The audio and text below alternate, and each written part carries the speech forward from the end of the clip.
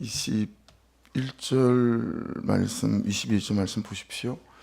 옛사람에게 말한 바 살인하지 말라. 누구든지 살인하면 심판을 받게 되리라 했다는 것을 너희가 들었으나 나는 너희에게 이르노니 형제에게 노하는 자마다 심판을 받게 되고 형제를 대하여 라가라는 자는 공에 잡혀가게 되고, 자, 이런 말씀은 이렇게 목차가 나오잖아요. 1번, 2번, 3번 다른 것들이 묵상에 도움되세요. 미련한 놈이라 하는 자는 지옥불에 들어가게 되리라 이렇게 말씀합니다. 여러분 21절 말씀하고 22절 말씀을 붙여서 보면 노하는 것이 결국은 뭐죠? 살인이다 라는 게 성립이 돼요. 말씀을 보시면 라가라 하는 것이 살인의 범죄에 속하는 것이고, 미련한 놈이라고 하는 것이 살인의 범죄에 속하는 것이다 라고 말씀이 맥락적으로 이해가 되어지죠. 그래서 21절의 심판, 이것이 곧 22절의 지옥불하고 또 같은 것이다 라고도 이렇게 해석해 볼 수 있죠. 이 살인이라고 하는 것은 포니우라고 하는데, 이제 살인자, 그리고 밑에 있는 또 심판은 이게 이제 원독자들 입장에서는요, 이게 사내들인 공의의원 거기에 심판 말고 이 팔레스타인에는 7인의 법정이라고 하고 있는데, 뭐 그런 것들을 의미해서 원독자들은 이 말씀을 훨씬 더 잘 이해할 수 있겠다라고 봅니다. 자, 근데 그게 노하는 자 있잖아요. 노하는 자, 이 오르기소라고 하는 것인데 능동태, 수동태를 다 포함해요. 노하게 하는 자. 이게 무슨, 능동태는 어떻게 되오는 거죠? 누구를 분노하게 하는 거예요, 내가. 또 누구를 격분시키는 거예요. 태도든 말이든 뭘로든. 이게 이제 능동태잖아요. 누구를 격분시키고 노하게 만드는 거죠. 수동태는 내가 분노하는 거죠. 누구 때문에, 무엇 때문에. 그래서 내가 혈기를 부리는 거예요. 누가 잘못했든 어쨌든 하여튼 내가 혈기가 나고 혈기를 부리고 이제 이런 게 될 수 있죠. 그러니까 노하는 자는 능동태, 수동태를 다 포함하고 있는 거다라고 하는 것입니다. 그래서 노하는 자, 이 오르기소는 여러분 인간의 약한 기질에서 출발하는 거예요. 우리가 기질, 성격, 성품 뭐 이렇게 얘기하잖아요. 그래서 이 노하는 오르기소는 우리 기질에 기반되어서 있는 거다라는 거죠. 이게 무슨 뜻이 되냐면 태생적으로 그런 사람이 있다라는 거예요. 기질적으로다가, 그죠? 태생적으로. 그런데 태생적으로 그렇든가 말든가 그게 살인이다라는 거예요. 그 말은 핑계할 수 없다. 제가 이래서 이래요, 저래서 저래요. 아니, 태생적으로도 그런 사람이 있다니까. 그런데 이래서 저래요, 저래서 저래요. 너 그거 핑계할 수 없는 거다. 물론 태생적으로, 기질적으로 그런 사람도 핑계할 수 없다라는 말씀이 되었습니다. 기질적이든 성격이든 또 성품이든 말씀의 은혜의 통치 아래 들어가야 하고 또 들어갈 수 있다라고 하는 것이죠. 이렇게까지 혈기를 부리는 것, 혈기가 나게 하는 것을 여러분 심판과 연결시키고 있다라고 하는 거죠. 지옥불과 연결시키고 있다라고 하는 것입니다. 이렇게 절박하게 말씀하시는 이유가 뭘까요? 이것이 한 사람을 타락시킬 수 있는 것이다 라고 보기 때문에 그렇습니다. 이 원어적 해석이 그렇습니다. 또 하나 여러분 주의 깊게 보실 것은, 노하게 하는 것은요, 그런 행동을 이끌어내고 그런 태도를 가지게 하고 그런 삶을 가지게 하는 그 사람의 가치관이나 세계관이나 신념, 고집, 철학을 다 포함하고 있다라고 하는 사실입니다. 그래서 단지 행동 때문에 그런 게 아니라, 어떠세요? 말이 안 되잖아요. 말을 해보면 말이 안 통해요. 자기 신념으로, 고집으로, 아집으로, 완고함으로 똘똘 뭉쳐 있어 가지고요, 그 사람한테는 그게 옳은 거예요. 그게 옳은 거기 때문에 말이 안 통해요. 그리고 자기는 그 옳은 대로 행동하는 거죠. 근데 그게 어때요? 너무너무 우리를 열받게 하는 거죠. 동일하게 저하고 여러분이 갖고 있는 우리 각자의 신념과 자기 철학이 다른 사람이 볼 때 그럴 수 있는 거다. 무슨 얘기예요? 내 신념과 내 세계관과 내 가치관이 말씀의 통치 아래 들어가서 말씀이 말씀하시는 대로 생각할 수 있고, 말씀이 말씀하시는 신념을 가질 수 있어야 되겠고, 말씀이 말씀하시는 고집을 붙잡을 수 있어야 되겠다라고 하는 것을 깨달을 수 있습니다. 그래서 라가라 하는 자 있잖아요. 라가라 하는 자. 이거 이제 우리가 잘 쓰는 표현이에요. 이 멍청한 놈아, 이런 뜻이거든요. 야, 이 바보 같은 놈아, 이런 표현이기도 하고요. 이걸 아주 좀 속된 표현으로 말하면, 저희 고향에 이런 데서는 세대가리라는 말 많이 써요. 이 세대가리. 멍청하다는 뜻을 그렇게 아주 그래서 낮추어서 세속적으로 표현하는 거죠. 얼간이도 그런 뜻이 돼. 저 얼간이 저거 어떡하냐, 뭐 이런 표현들. 그리고 저 어디다 갖다 쓰냐, 이런 표현들 여러분 써보시죠. 자주 쓰시지 않으세요? 야, 저게 이제 아주 속되게 또 표현하면, 저거 저 사람 새끼냐 저거, 이런 표현 쓰잖아요. 이런 게 전부 다 라가라 하는 자, 그 사람의 태도, 그 사람의 성품, 하는 짓을 보면 그냥 뭐 우리 안에서 이렇게 터져 나오는 이제 그런 말, 이게 이제 라가라, 사람을 굉장히 경멸하고 낮춰보는 마음이기도 하고, 경멸하고 무시하는 말투이기도 하고, 정말 사람을 하찮게 여기고 멸시하는 태도. 보면 남편들이 아내에 대해서 정말 이런 태도를 많이 갖고 있는 것 같고요. 만만치 않죠. 아내들도 남편에 대해서 정말 이런 말과 언행심사가 많다. 시어머니가 며느리에 대해서도 이런 언행심사가 굉장히 많죠. 굉장히 많은 것 같아요. 이게 다 라가라 하는 자, 이게 포함되어서 있는 말 또는 태도일 수 있다.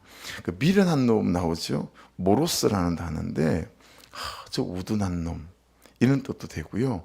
그래서 쓸모없는 놈, 이런 뜻을 갖고 있기도 합니다. 여러분, 이 단어의 출발이 어디서부터 출발되냐면 맛없는 음식에서 출발한다고 해요. 맛없는 음식을 말할 때 모로스라고 말한다라는 거예요. 여러분, 음식이 맛이 없으면 어떻게 합니까? 여러분이 음식이 맛이 없으면 대하는 태도들이 있죠. 우리가 사람을 그렇게 대한다라고 하는 거죠. 마치 음식이 맛이 없을 때 대하는 것처럼. 그래서 야, 이 시간 다시 오지 말자, 이런 식으로 표현하잖아요. 이건 아닌 것 같아. 그렇게 음식을 대하듯 사람에 대해서도 그런 식으로 대한다라고 하는 거예요. 그냥 내가 갖고 있는 선입견 가지고, 여러분, 저나 여러분이 온전하지 않잖아요. 그렇죠? 근데 내가 갖고 있는 틀이 있잖아요. 동그랗든지 세모든지 네모든지, 내가 갖고 있는 틀에 그 사람이 맞질 않아요. 음식 맛이 내 입에 맞지 않는 것처럼. 여러분, 저는 그걸 안 좋아해서 그런지 좋아할 날이 있겠죠. 음식 중에 또 잊어버렸어요, 근사님. 고수. 안수 집사님 집들이 할 때 가서 고수를 처음 먹어보고요, 시급했거든요. 근데 우리 권사님 중에 한 분도요, 고수 없으면 삼겹살을 못 드신다는 거예요. 우리 성도님 중에서 고수 좋아하는 분들이 되게 많더라고요. 근데 여러분, 제가 그 고수가 제 입맛에 안 맞다고 해서 저 쓸모없는 인간, 그럴 수 없잖아요. 그렇죠? 근데 사람을 그렇게 대한다라고 하는 거예요. 그 음식이 맛이 없으면 마치 그 음식이 아닌 것처럼 대하는 것처럼, 사람이 자기가 갖고 있는 틀에 맞지 않다고 생각해서 사람을 그렇게 생각하는 거, 이게 미련한 놈, 모로스 있는 의미고 뜻이다 라고 하는 거예요. 또 여러분, 이 단어의 출발은 어디냐면 겨울에 동작이 둔한 동물들을 일컬을 때 이 말을 쓴다고 해요. 겨울에 추우니까 동물들의 동작이 우둔할 때 쓰는 표현이라는 거예요. 그래서 우리가 잘 쓰는 표현이 뭐예요? 답답해, 그런 말 많이 하죠. 너무너무 굼떠, 이런 말도 많이 쓰잖아요. 너무너무 대충대충인 거 있지? 이런 말이 다 이 미련한 모로스라는 의미 안에 포함되어져 있다라는 거예요. 또 여러분, 이 단어의 출발은요, 고된 일로 고통을 당한 사람들에 대해 사용된다는 거예요. 여러분, 한번 생각해 보세요. 싱킹해 보세요. 굉장히 고된 일로 고통당한 사람들에 대해서 쓰는 표현이다. 무슨 의미예요? 어떤 의미가 녹아 있다는 뜻입니까? 아유, 얼마나 대충 살고 불성실하게 살았으면 아우 저 모양으로 살아? 그래서 지금의 그 사람의 삶을 보고 그 사람의 과거를 다 알지도 못하면서 예단하고, 예. 그래서 지금의 이 현실과 형편 속에 있는 그 사람이 아마도 그러지 않았을까? 아마도 삶이 시원찮았을 거야. 이런 식으로 하는 것들이 이 모로스란 단어 안에 포함되어져 있다라는 뜻을 갖고 있습니다. 여러분 어떻습니까? 우리는 너나 할 것 없이 이런 말과 마음과 감정과 태도로 다른 사람을 대하는 사람이든가, 아니면 우리는 너나 할 것 없이 이런 말과 마음과 감정과 태도를 가지게 하는 사람이다라는 거예요. 이 두 가지 삶을 다 가지고 있는 악한 자요, 심판의 대상자요, 지옥불의 주인공들이 너고 나고 우리 아니겠는가 라고 할 수 있는 거죠. 그래서 다시 이 말씀이 너무 도드라지고 빛이 나는 것 같아요. 디모데 후서 3장 16절로 17절. 모든 성경은 하나님의 감동으로 된 것으로 교훈과 책망과 바르게 함과 의로 교육하기에 유익하니 이는 하나님의 사람으로 온전하게 하며, 이 부분이 너무 좋습니다. 하나님의 사람으로 온전하게 하며 모든 선한 일을 행할 능력을 갖추게 하려 함이라. 할렐루야. 이 두 가지, 사람을 그런 사람으로 만들고 삶을 그런 삶으로 만들 수 있는 게 말씀이라는 거예요. 그러니까 최고의 교육이 어디에 있어요? 말씀에 있고, 최고의 사람이 사람처럼 살 수 있는 게 어디에 있어요? 말씀에 있고, 말씀에 있다라는 거 아니겠어요? 사람을 사람으로 살게 하는 것도 말씀이 있고, 사람을 사람답게 살게 하는 것도 말씀이 있고, 그렇죠? 사람을 사람답게 하는 것도 말씀이 있고, 누구라도 나를 대하듯 그 사람을 대하게 하는 것도 말씀밖에 없다. 여러분, 우리가 나를 대하듯 그 사람을 대할 수 있다면 더 없지 않겠어요? 그렇죠? 말씀은 사람을 만들고, 아멘. 말씀은 사람을 고치고, 아멘. 말씀은 사람을 살리고, 아멘. 말씀은 사람을 세웁니다. 할렐루야. 그렇게 나라는 사람이 말씀으로 살고 말씀으로 세워지면 내 인생도 되고 내 관계도 되고 내 가정도 살아나는 역사가 있게 될 줄로 믿습니다. 23절을 보십시오. 그러므로 예물을 제단에 드리려다가 거기서 내 형제에게 원망 들을 만한 일이 있는 것이 생각나거든 이라고 말씀합니다. 거기 예물을 제단에 드리려다가 라는 말씀이 있죠. 이 말씀의 정확한 뜻은 이제 예물은 도론이라고 하거든요. 예배당에, 우리 같으면 예배당에 들어가서 예배하려고 왔어요. 그리고 이제 예물을 헌금함에 탁 넣는 순간, 이라는 뜻이잖아요. 그 순간에 내 형제에게 원망 들을 만한 일이 생각나거든. 그 잠시 멈추고 돌아가서 그거 먼저 해결하고 와서 예배하고 예물을 드려라 라고 하는 뜻이거든요. 그래서 여러분 한번 큐티책에 잘 적어놔 보십시오. 예물이 하나님의 뜻에 대한 순종을 대신할 수 없다. 예물이 하나님의 뜻에 대한 순종을 대신할 수 없다라는 거예요. 이거 이제 이 말씀이 확 깨달아지지 않습니까? 여러분, 그렇다면 이건 이제 이 원어 성경에 있는 해석이고, 그렇다면 그런 거라면 여러분, 제가 이 말씀을 해석하며 제게 적용할 때, 해석해 볼 때 이렇게 말하는 것도 지나치지 않다라고 생각해요. 예물이 하나님의 뜻에 대한 순종을 대신할 수 없다면 여러분, 예배가 하나님의 뜻에 대한 순종을 대신할 수 없다도 성립되지 않을까요? 예배가 하나님의 뜻에 대한 순종을 대신할 수 없다라는 거죠. 좀 말씀을 더 해석해서 우리에게 적용시켜 보면, 여러분, 삶을 돈으로 때울 수 없습니다. 순종 없는 삶을 예배로 때울 수 없습니다. 순종 없는 삶을 기도로 때울 수 없습니다. 삶의 역할을, 삶의 자리를 여러분 다 갖고 계시죠? 삶을 갖고 계시죠? 저도 여러분도 삶의 역할을 갖고 계시죠? 전 아빠이기도 하고 목사이기도 하고 그리스도인이기도 하고, 그렇죠? 우리 이 나라의 국민이기도 하고 그렇잖아요. 우린 다 삶을 갖고 있고 삶의 역할을 갖고 있고 삶의 자리를 다 갖고 있어요. 그렇죠? 이 삶의 자리, 삶의 역할, 삶을 말씀대로 살지 않고 그것을 신앙으로 때우고 큐티로 때우고 예배로 때우고 기도로 때우는 그런 짓 좀 하지 말라라는 거예요. 이거 오해하시면 안 됩니다. 예배하지 말란 소린가 보다 삶이 안 되면 그런 소리가 아니잖아요. 삶이 안 되면 기도하지 말아라. 왜 그렇게 됐는지 몰라요. 예. 여러분 삶이 안 될수록 그렇죠? 성품이 어려울수록 더 어떻게 해요? 예배하고 더 기도해야죠. 그죠? 피투성이라도 예배 붙어 있고 할렐루야. 안 되더라도 큐티에 붙어 있고 그래야 힘이 생기고 그래야 도전하고 변화될 수 있으니까요. 그죠? 지금 이 말은 그 말을 드리고 있는 게 아니잖아요. 기도 소용없다, 예배 소용없다, 삶이 없으면 그 말이 아니에요.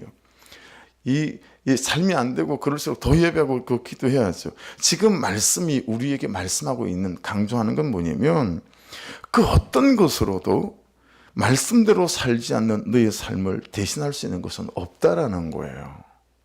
예. 말씀대로는 다 살지 않으면서 그걸 그냥 기도로 때우는 걸 예사로 생각한다라는 거예요. 삶을 그렇게 살지 않는 것에 대해서 부담이 없다라는 거예요.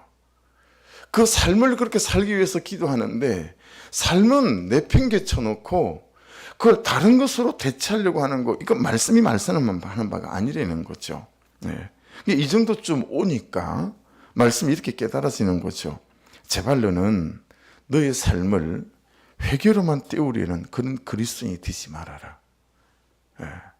그러니까 여러분 우리가 주일날 와서 기도하실 때 하나님 이것도 재고 저것도 재고 이것도 재고 그런 기도가 항상 있어야 되겠죠. 내 죄를 십자가에 내려놓기도 하고 죄 지었나도 십자가에 내려놓기도 하고 그래야 되겠죠.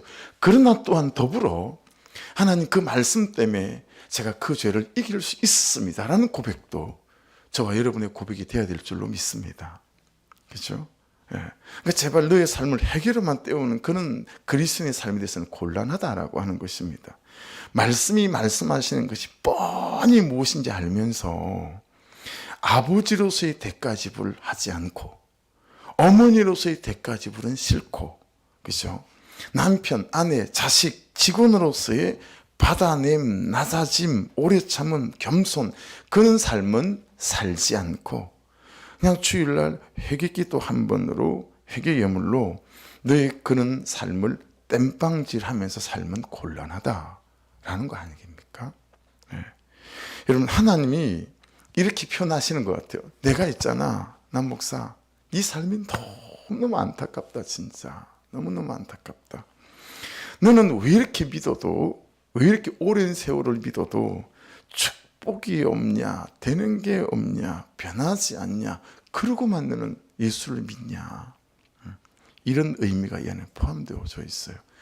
여러분 말씀으로 삶으로 가져가, 여러분 우리 말씀이 내 삶이 되어져 가게 될 때 이 하나님의 약속들이 우리 삶에 부어지는 권세와 능력이 드러나고 나타날 줄 믿습니다. 할렐루야. 그러지 않는 삶이 하나님 보시기에 너무너무 안타까운 거예요. 좋은 게 천 가지 만 가지인데 그걸 누리고 살아가지 못하는 우리가 너무 안타까우신 거죠. 그래서 제발 네 삶과 네 삶의 자리와 역할에 이 삶으로 살아가는 순종 이거 해야 한다. 근데 그거는 없이 너는 왜 주일날 기도 한 번으로 회개 한 번으로 그걸 다 때우며 내가 주는 약속과 선물은 하나도 누리지 못하는 삶을 살아가니 이거 어떻게 하면 좋니? 이런 하나님의 안타까움이 이 말씀 안에 녹아 있다라고 하는 것들을 깨달을 수 있어요. 그래서 23절로 26절을 다시 보십시다. 그러므로 예물을 제단에 드리려다가 거기서 내 형제에게 원망 들을 만한 일이 있는 것이 생각나거든. 예물을 제단 앞에 두고 먼저 가서 형제와 화목하고 그 위에 와서 예물을 드리라. 너를 고발하는 자와 함께 길이 있을 때 급히 사화하라. 이건 이제 타협하라 이런 뜻도 되기도 하고요. 해결해라 이런 뜻도 되고 뭐 그렇습니다. 그 고발하는 자가 너를 재판관에게 내어주고 재판관이 옥리에게 내어주 옥에 가둘까 염려하라. 여러분 이건 이 25절은 이렇게 해석하시면 돼요. 여러분 말씀은 메커니즘이 있습니다. 기계적이라는 거예요. 하나님이 선포한 약속의 말씀은 사단도 알고 다 알아요. 그렇기 때문에 말씀대로 살면 말씀대로 살지 않으면 오는 자연스러운 메커니즘이 있다 이 말이에요. 이해되시죠? 그러니까 너를 고발하는 자와 함께 길에 있을 때 급히 사와라. 그 고발하는 자가 너를 재판하게 내어주고. 여러분 죄는 그 죄의 재판관이 우리를 넘겨줄 수 있다는 거죠. 죄의 결과가 자연스럽게 우리가 온다라는 거예요. 옥내게 내어주 옥에 가둘까 염려하라는 거예요. 26절 보세요. 진실로 내게 이르노니 내가 한 푼이라도 남김이 없이 다 갚기 전에는 결코 거기서 나오지 못하리라. 원망을 풀어라 라는 말씀이고 원망을 버려라 라는 말씀이고 원망을 회개해라 라는 말씀이고 원망하는 삶, 원망하게 하는 삶을 고치고 바꾸라 라는 말씀이기도 합니다. 지금 제가 하려고 하는 이 말은 제 말이 아닙니다. 말씀이 말씀하시는 거예요.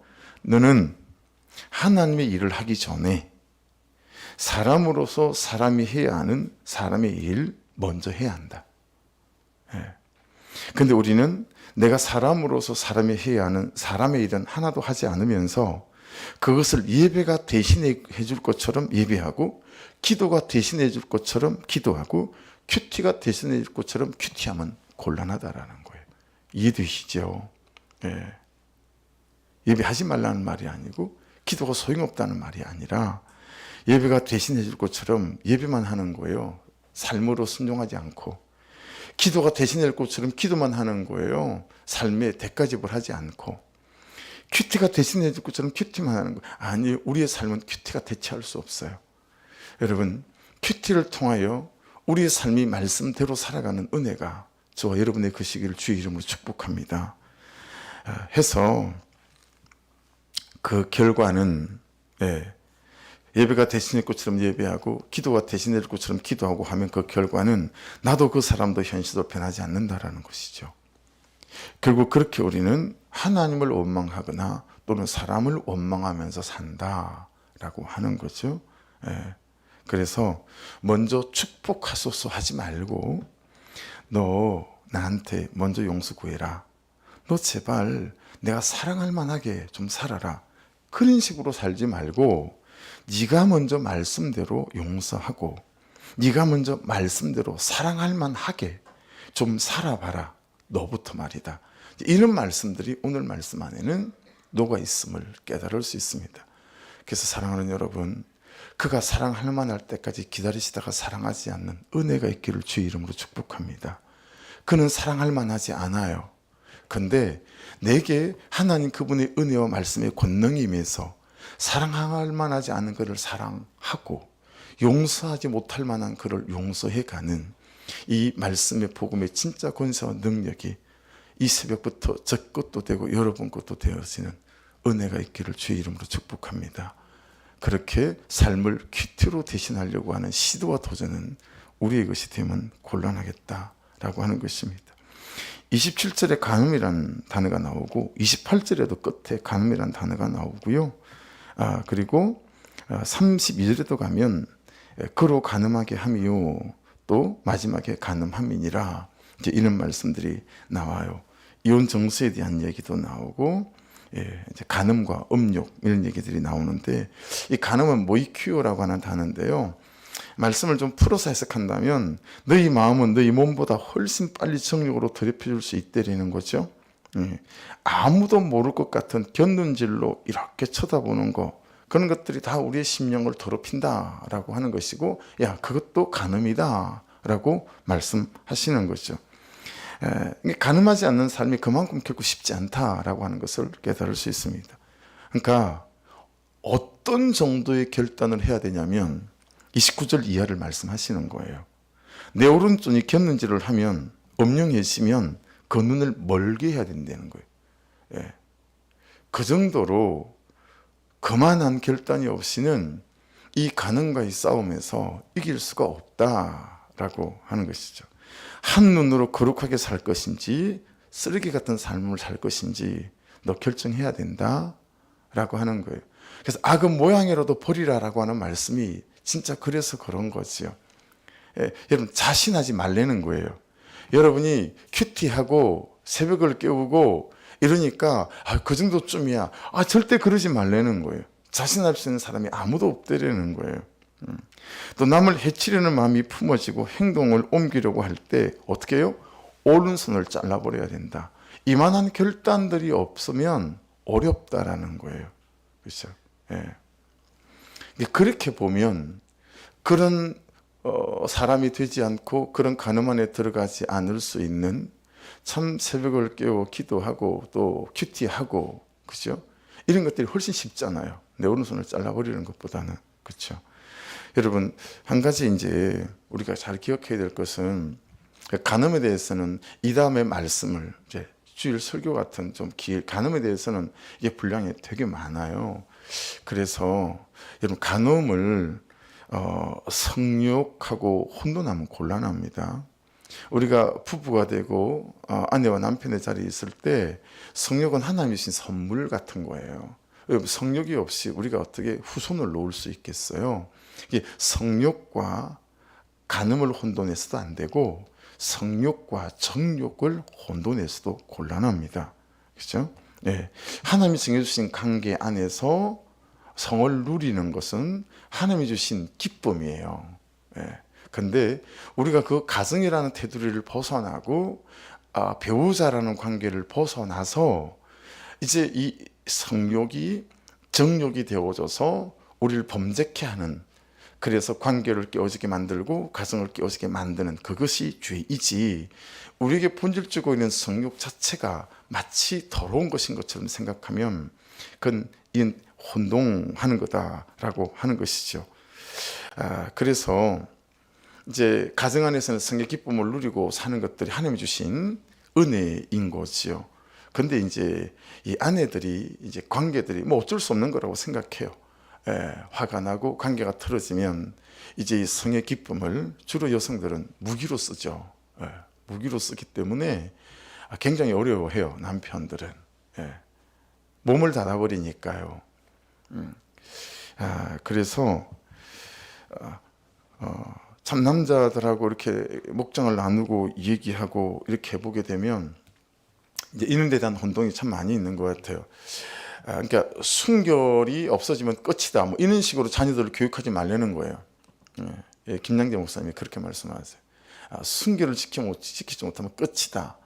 왜냐하면 이런 말로 하면 곤란하다. 왜냐하면 참 절대로 있으면 안 되는 일들이지만 성추행을 당할 수 있고 살아가면서 성폭행을 당하고 하는데, 그러면 많은 여자아이들이 자기 인생은 끝난 것처럼 생각한다라는 거예요.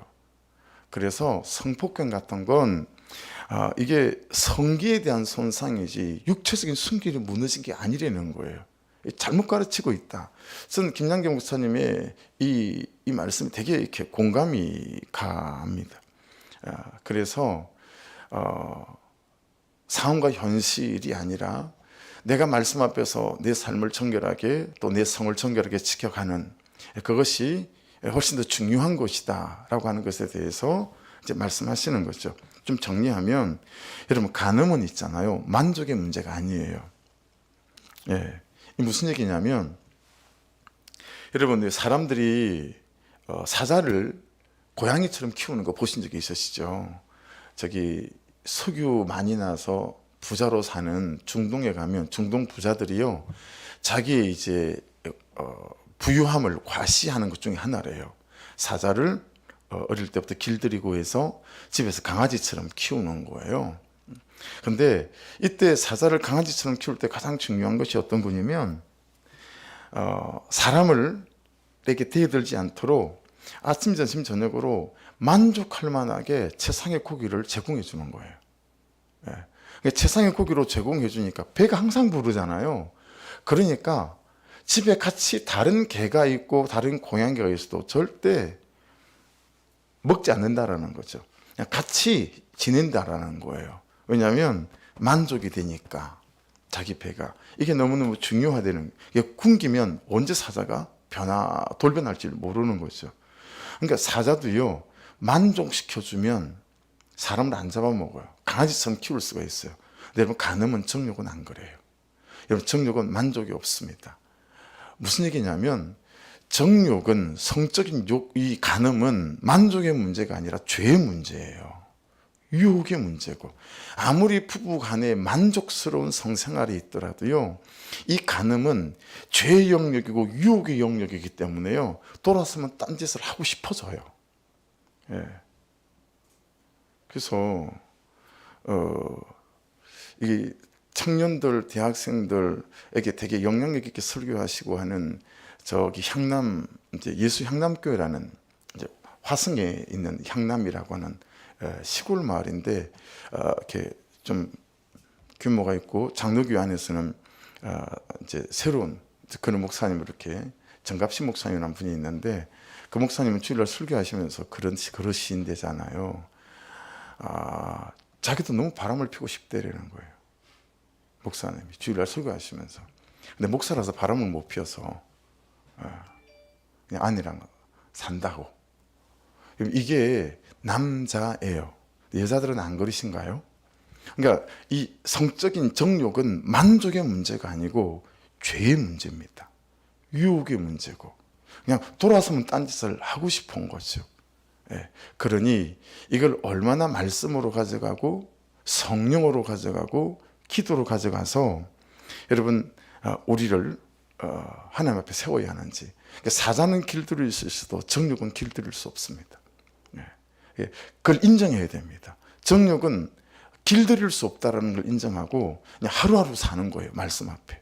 그냥 오늘 이 하루 하나님 제가 정결하고 경건하게 살게 도와주십시오.